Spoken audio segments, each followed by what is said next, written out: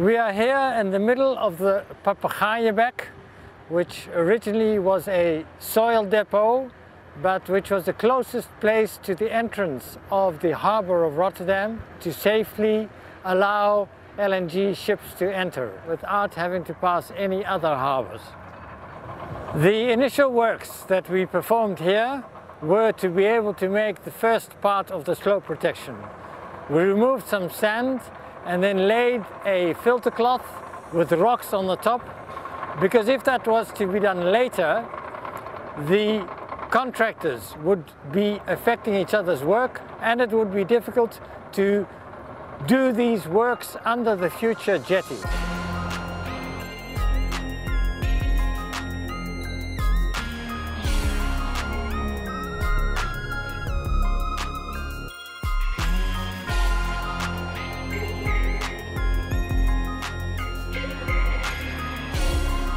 The top layers are now being excavated to remove sweet sand which is at the surface. This is being transported by trucks that you can see around us to inland barges and is shipped away. Deeper below the ground we have salt layers, and they will later on be removed by cutter suction dredgers.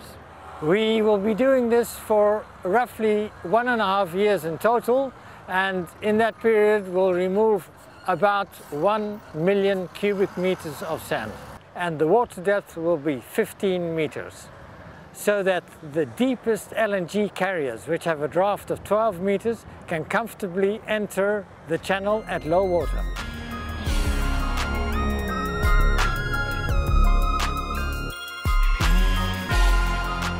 Along the shoreline we are going to build 2 large jetties to moor ships to offload their cargo. These jetties will be supported by piles.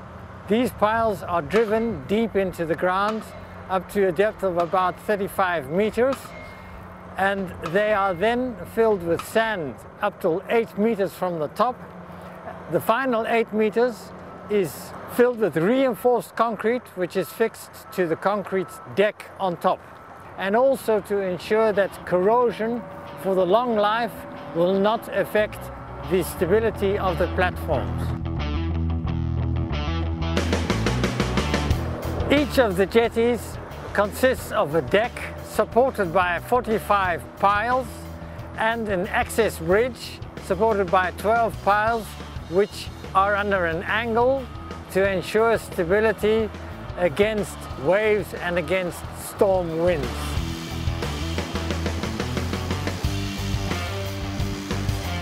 The deck has a surface of 26 by 36 square meters, and the bridge leading to the deck will be at a level of 7 meters above sea.